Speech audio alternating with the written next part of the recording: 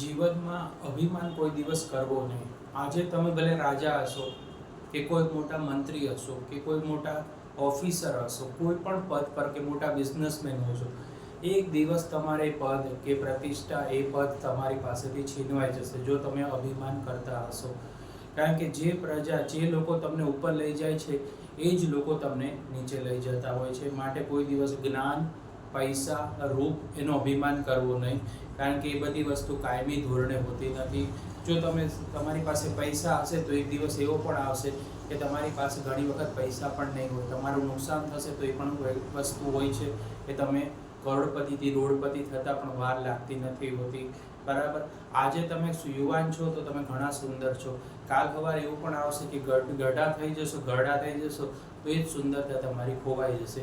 જ્ઞાનનો પણ અભિમાન ના કરવું.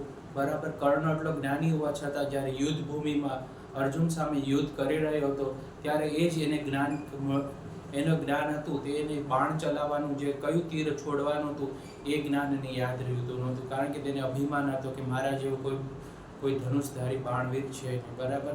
રાઈટ. પૈસાનો પણ કોઈ અભિમાન ના કરવું. કારણ કે પૈસો આજે છે ને કાલે હોતો નથી. બરાબર. અને પ્રતિષ્ઠા, જો તમે કોઈ મોટા મંત્રી છો, કોઈ મોટા ઓફિસર છો કે મોટા કોઈ બિઝનેસમેન છો, તો આપણે ઘણા બિઝનેસમેનને એવા જોયા છે કે જેમને કરોડો રૂપિયાનો અંબાર હતો.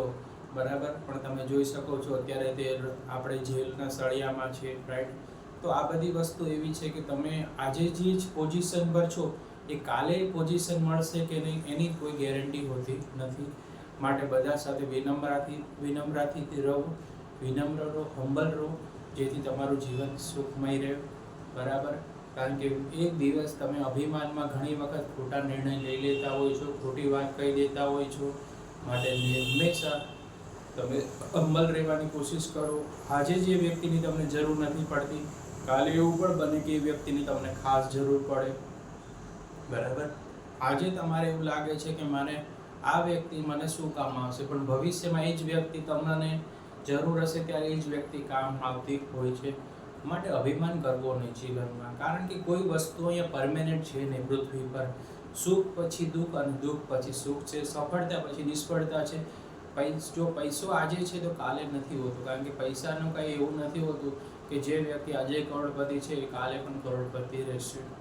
બરાબર. આપણે ઘણા બધા એવા ઇન્વેસ્ટર જોયા છે. વિજય માલ્યા જે કરોડો રૂપિયા, અરબો રૂપિયાના માલિક હતા, તે અત્યારે તમે જુઓ તો તેમની પાસે બેંકરપ્ટ થઈ ગયા. અનિલ અંબાણી હતા જે સૌથી વિશ્વના જે ધનાઢ્ય લોકો હતા એના લિસ્ટમાં આવતા હતા, એમને પણ જુઓ તમે ત્યાં બેંકરપ્ટ થઈ ગયા છે. અમિતાભ બચ્ચન આપણા જે બિગ બી હતા, એમને એટલું મોટું સામ્રાજ્ય ઊભું કર્યું હતું, એ પણ બેંકરપ્ટ થઈ ગયા હતા. રાઈટ. તો એ લોકો એ જ વસ્તુ જે શીખ્યા છે કે જો તમે અમિતાભ બચ્ચનને મળશો કે કોઈ મોટા સેલિબ્રિટીને મળશો તો તે અભિમાન નથી કરતા. કેમ? કારણ કે જાણે છે કે વ્યક્તિ જો અભિમાન કરશે તો ધીમે ધીમે શું થાય છે, એ પતન થતું જાય છે. બરાબર. એટલે કોઈ દિવસ અભિમાન કરવું નહીં. તમારા જીવનમાં તમને અભિમાન હોય કે આપણે જ સર્વસ્વ છે તો એવું નથી. આપણા ઉપર પણ એક શક્તિ છે જે સર્વસ્વ છે. આજે તમને જે વસ્તુ આપી છે એ વસ્તુ કાલે લઈ પણ શકે છે. માટે અભિમાન આવતો હોય તો એક દિવસ તમે સ્મશાને જઈને આવશો તો તમારો અભિમાન દૂર થઈ જશે. તો આપણા કરતાં પણ સારા જે વ્યક્તિઓ છે એ આપણે જોઈએ છીએ કે શું થઈ ગયા છે, રાખ થઈ ગયા છે. બરાબર. માટે જીવનમાં અભિમાન કરવો નહીં. તો વિડીયો પસંદ, વિડીયો લાઈક કરી દેજો, ચેનલને સબસ્ક્રાઈબ કરી દેજો.